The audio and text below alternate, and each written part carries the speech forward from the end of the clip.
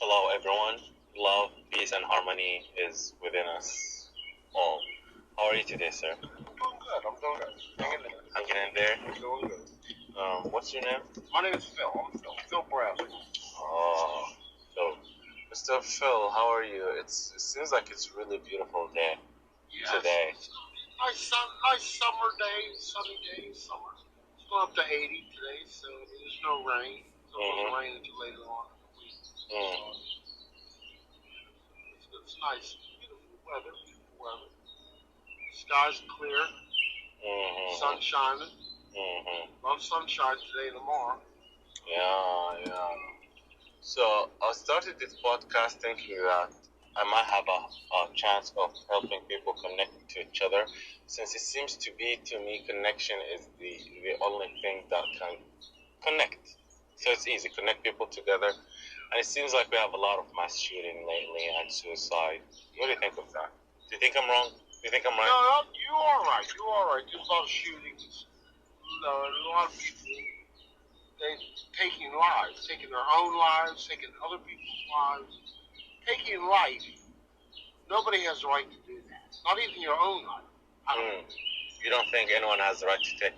No, I mean, unless you're like a judge. Now, if you do a heinous crime like the mass shooter, the synagogue shooter, they give them the death penalty. They've already done he's been found guilty all 63 counts. And they're going to probably give them the death. They want to give them the death penalty. Now, in a case like that, that's the only people that can make a judgment. Or should make a judgment. And I agree. I think he should be put to death. Because he killed 11 people for no reason, only because they're Jewish. And the Jewish people got a bad rap. Always got a bad rap. Even in the Bible, they got a bad rap. Enslaved them. The other cultures had to fight for their land. They wouldn't want to give up their land. They tried to oppress them. So, I mean, the Jewish people really went through it. And blacks will go through. Every culture has been through it at least at some point in time. The Irish, the Italians, the Hindus, every culture's been oppressed at some point in time or another in life. Yeah. So it seems like you're really knowledgeable about culture and. I just know what I see, what I've read, and what I've seen and read is man's inhumanity to man. There's no love. There's not enough love going around. Everybody's hating on everybody, and they're trying to control everything. And don't go there, go here. You'll do as I say, not as I do. It starts from the home. Oh yeah. It starts at home. It starts from the parents. The parents are the ones that actually do it, and everything we learn is from our parents and from peers and all that, peer pressure and all that, from other kids growing up. And other people, what we see on TV, TV's a big one. The movies, Hollywood, that's like movies like Scarface and Goodfellas. Nothing good's going to come from that. That's all. It's all just fantasy, but people try to do it in real life, and it's all based on real life events. So evidently, it got the idea from somewhere. So somehow it must have happened somewhere along the line because they came up with it. It's on TV now. So, but that is very true. So there is not much love, and instead there is so much hate. There's a lot of hate. There's a reason for that, because it says in Scripture. I'm just going to use Scripture for Scripture. Satan is God of the earth and the air. So no good. He doesn't do any good. He was a liar from the beginning. He's a murderer. He's a thief, and he only does evil. So that's like part and parcel to what's going on in the world today. If he's God of all this, then the world's going to be evil. But you got to keep in mind, he's going to be overflowing. And if you believe in religion or whatever, and there's the Muslims, they have a figure that's evil. I forget what he's called, but he's actually has a name for it, and he's like the embodiment of evil. Every culture has a good God and a bad evil. And a bad evil, yeah. So, I mean, that's just the opposing forces, good versus evil. And it kind of makes things interesting, because if you really think life would be worth living if we were in a garden of Eden all the time, playing with trees, animals, what would we learn? We wouldn't grow as a species, as a race. We would not grow. Yeah. And that's all. That's God is a teacher. He's a teacher, and He teaches us things because that's how He is. That's His nature, is to teach and to be a father. So this Garden of Eden stuff will not last for long. Pretty soon, his sin's going to get into the picture, and He makes things interesting. He makes things very interesting. It's more challenging this way. I like it better. You like it this? I'm more of I'm similar to you, to be honest. I like, like challenges is a little bit more okay. Like the drama is good. Like I don't want to be always playing around with. You know what I'm saying? Right, it keeps things interesting. Interesting, yeah. That keeps your mind focusing. You got to think. Now you got to think about how you can get out of the situation. Yeah. Exactly, and the only thing I struggle with the most is the limiting. So you have like 50 years old to live or 80. Yeah. Like you're limited, and that awareness about that part is the only thing I cannot come around it. Which is part of why I started this podcast, because there's time. I have a limited time, so I cannot win. I'm done. So the only way I can kind of gain an advantage is speaking to you and speaking to other people to gain experience. Yeah. I think that's the only way I can partially win, and I'm satisfied since I started this, because you cannot beat that, and you have to be constantly learning. Yes, it's important. Learning is important. Yeah. Because you never stop learning. Never stop. Yeah, when you die, you stop. Like, even if you're alive and you stop learning, then you die, basically. Yeah, so it seems like you're very optimistic about life, and you're in tune with it, huh? Yeah, I try to be. I mean, I look around, I observe. If nothing else, I observe. I may not say anything, I may not speak anything verbally, but I observe. I look and see what's going on, and I look at the news. I look at them around my basic surroundings around me, around the world, what's going on with the government. And I observe and I look and I see, okay, this is not going so well.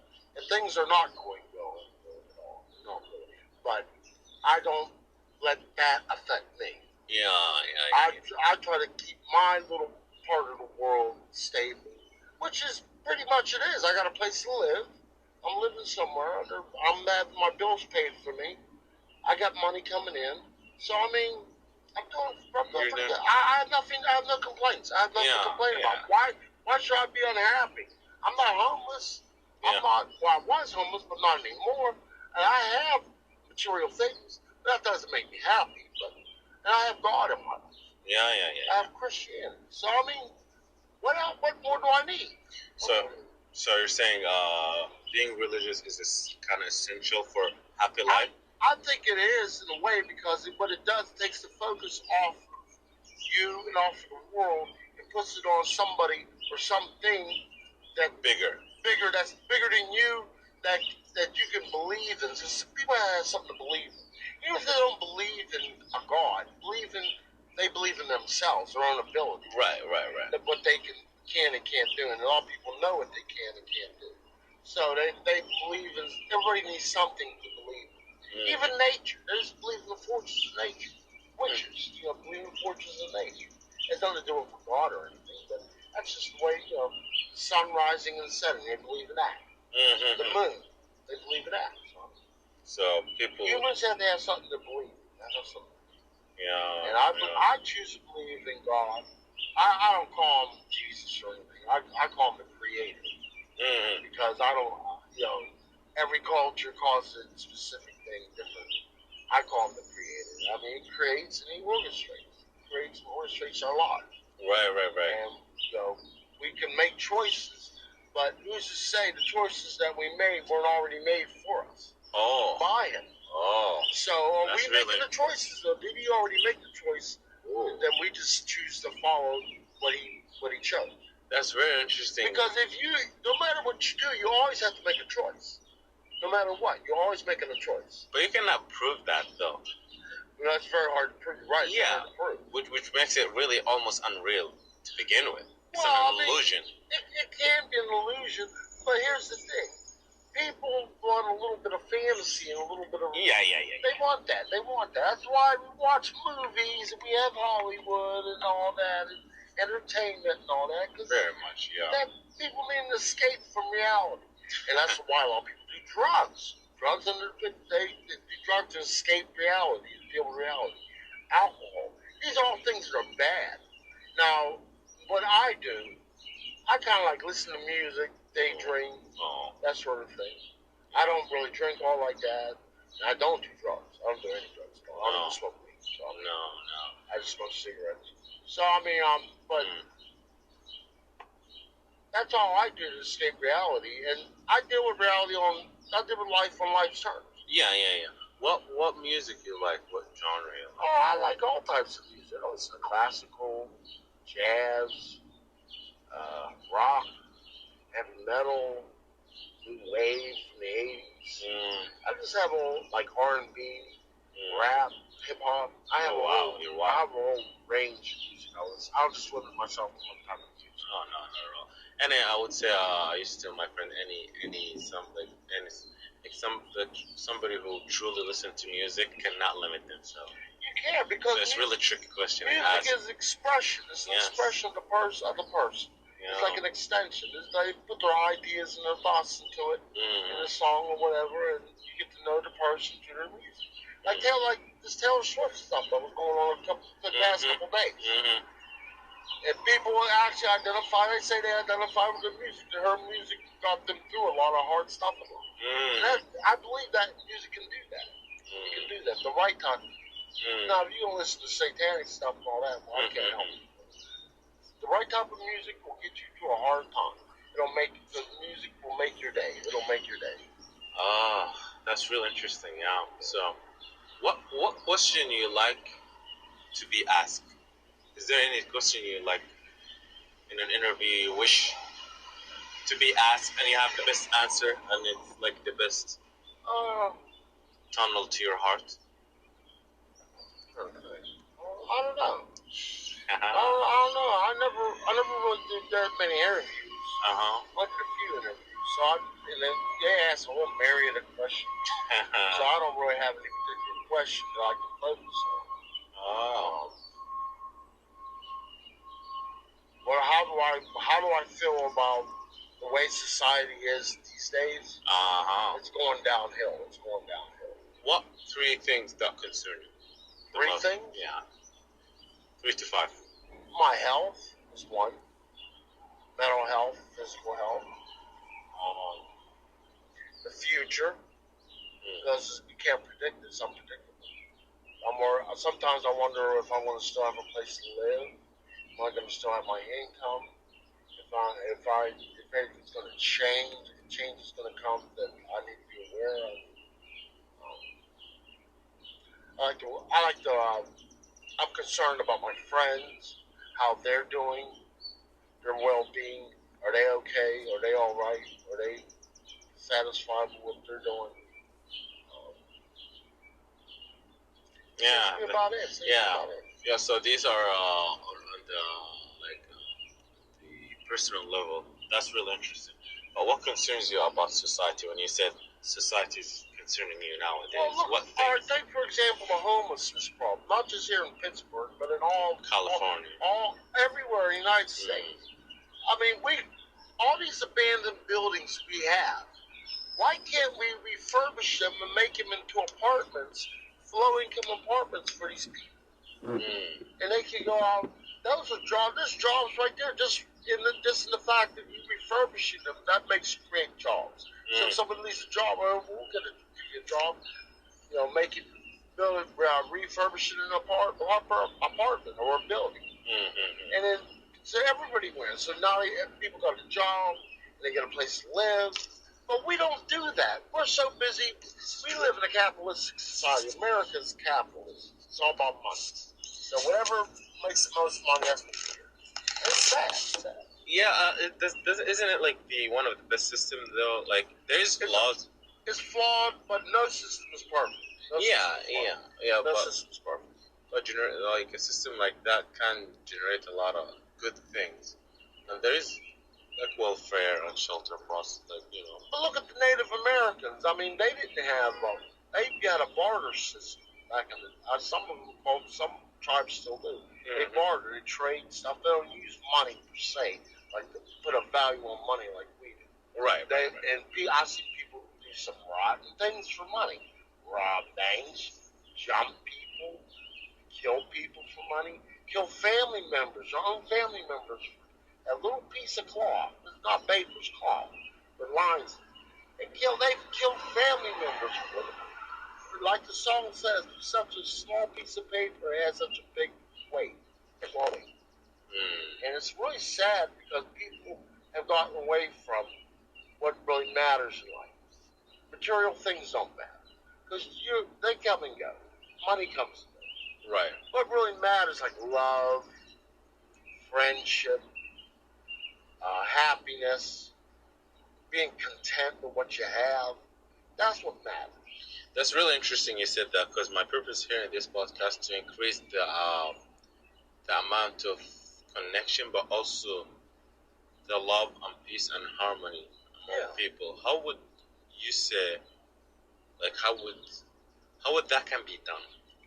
We have to shift our focus, what we focus on, to something else. We have to, like, take into consideration how you go visit a friend of yours that you haven't seen in a while. Hi, how you doing? Like the pandemic. Take, for example, the pandemic. Now, we're all sitting in our homes. We have no contact with each other at all because it's disease. It spreads through contact. So everybody's in their homes. They're all sheltered in. And the only contact we have is through our phones or our tablets or telephone or whatever. So the personal connection's gone. And now that we came out the pandemic, they found out that they like to stay on their phone. They don't want to talk to people face to face. That's lost now. So I mean, the personal connection's gone. I remember back when I was a kid, they had the whole neighborhood get together and have a party or whatever, like a reunion or whatever. That very rarely happens. Now you got shootings going on. It's just crazy. It's crazy. It is very crazy, and it's really unfortunate. And no one should actually hear of mass shooting. Like, that's crazy. That's one of my concerns. Like, you can't be just killing people like it's nothing. That's a life. So they act like life is so expendable. Life is sacred. Yeah. It's precious. And it's crazy. It's a one-time thing. Like, come on. Like, if you take it away, you're really gone. And it seems like, to me, I feel like it's kind of remarkable that somebody is alive. Like, it's like a miracle. That's a miracle. Life is a miracle. It's a miracle. Like, you're alive. Sperm fertilizing the egg, that's a miracle. Yeah, the whole journey. The baby growing in the woman's womb. That's a miracle. That's a miracle of life. The life starts when the sperm fertilizes the egg, not when they're born out the womb. Exactly. It starts from there, from conception. That's where it starts. So I don't believe in abortion. Like, the only time you should really use abortion, I think, is if a person was raped, or if act of incest, or if having a baby is going to put the mother's health in jeopardy. Then I think that's only as a last resort. First thing to do when teenagers get pregnant, they go out and have an abortion. So it goes back to the killing. Man's inhumanity to man. We're very good at hurting ourselves, at destroying ourselves. We got that down pat. Now, what we need to do is focus on lifting each other up, connecting with each other, loving each other. That's the hard part because very few people do that. It's very hard, yeah. So I mean, it's just like who is that cold-hearted to take a life? Oh yeah. And we're like I said, we're perfect. Mankind is perfect people to do it because we come up with guns, weapons. Our military is the best. The United States military is the best military in the world. Oh yeah. We police everything. Yeah. Well, what concerns me is what got that person to be in a cold, hard position. Like, how do you get there, or are we already all there? Well, we're born with that, and they that in us to begin with. We're already, when we're born, we have that in us, the ability to kill as well as love. And like, look at serial killers. They kill for sport, for fun. I mean, they're just killing just for the sake of killing. Look at Ted Bundy. Look what he did. And John Wayne Gacy, Ed Gein, all the great serial killers that you heard in the past. It takes, you have to come from real hard, cold-hearted. But now a lot of people a lot of bad circumstances happened to them where they got that way. But that doesn't mean you have to stay that way or let those circumstances control you, dictate where you go. You shouldn't let that happen. And I mean, we're just all human. We can't help it. We're all human. So bad things happen. We're going to see the bad, and we'll probably portray bad, and end up doing bad things. But it's all on how you look at life. It's really how you look at life. I have a lot of bad things happen to me. I'm not going around killing people. I'm not going around. I don't own a gun. I don't even have a knife. I let God protect me. God protects me whenever I need protection. He'll never put me in a situation where I'll need a knife. Seems like you've been through a lot. Well, yeah, I have. I mean, I've been abused. I've been beat up. But I'm not. You see, I don't let that get me down. I mean, there were just bad things that happened to me, but it's all how you look at it. They're learning. Now I know not to go in that area anymore, because that's where I got jumped or whatever. So I don't go in that area. I mean, you learn from these stuff. Okay, that group of people, I don't mess with them because they do evil shit. Evil stuff. They do bad stuff. So I'm not going to mess with that group of people. So you learn from the mistakes. And you learn from life experience. Yeah, the ability to learn is essential. It seems to be for a back beautiful to life. learning. Back to learning. You're always learning. Even when you're 99 years old, you're always learning. You can teach an old dog new tricks. Yeah, you can teach an old dog new tricks. But you have to be a certain level of curiosity, though, to be able to learn. A certain level of intelligence, too. Oh, yeah. Intelligence, also. But a lot of people are just happy with where they are. So they become stagnant. They don't grow as a person. They don't grow spiritually, don't grow, they don't grow mentally. And they're just content with how things are. And that's usually the case. And what happens, something's thrown in a monkey wrench is thrown in the mix. So now they got something to deal with. Yeah. And that's usually what happens. And then you can call it God, call it karma, call it the way of life. But life always throws things at you. Yeah. So you have to be ready for anything that comes along. You have to be ready for everything that comes along. There's a Hungarian proverb, very, very beautiful. It says you have to be always ready for whatever got thrown at you. Yeah. It doesn't seem to be Hungarian. It's human nature, human culture. That's right. That's right. Yeah. That's really interesting. If I were to have a coffee time with YB, like if I were to invite you for a coffee in a historical place, where would it be for you? Probably Gettysburg. Gettysburg? Where one of the battles of the Civil War was fought. Like right on the field. Like here now, or like we go back in time? No, like now, like right now. If we were to have the ability to go back in time. Go back in time? Yeah, what era would you pick? Like, it doesn't have to be America, whatever you think. Up to you. Like, the answer is to you. Probably back when I was a kid. Oh. Things were simpler back then. Oh. Things were simpler. And I had a good family growing up. And I had a lot of, acquaintances, friends, whatever.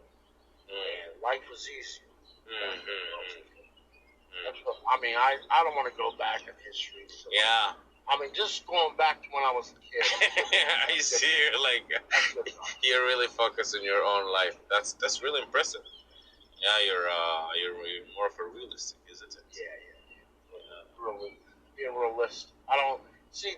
You have to, like I said, you have to deal with life on life's terms. You can't live in this fantasy world. And that's why people, like I said before, that people try to escape reality. They do different things to escape reality.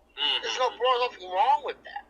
But you got to deal with life eventually. Come back to reality eventually. 100%. And it's always going to be there once you're done fantasizing. It's always going to be there.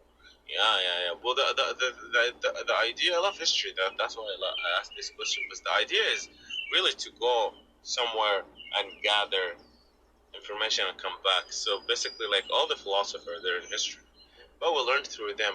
But through us, they're alive.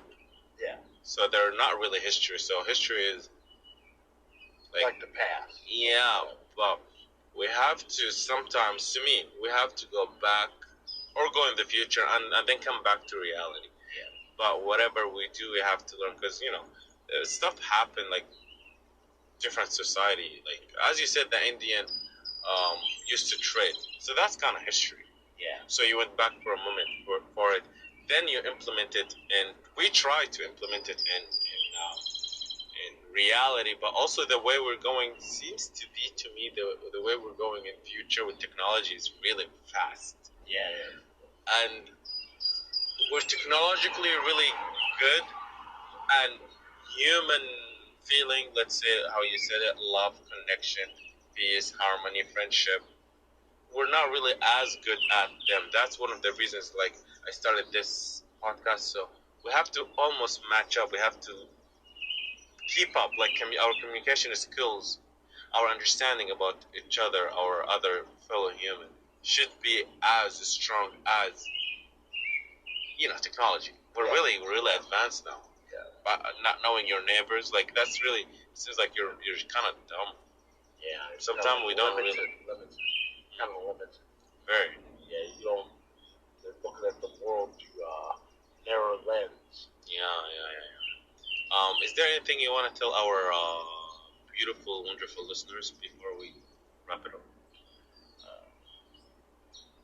Look for the connection.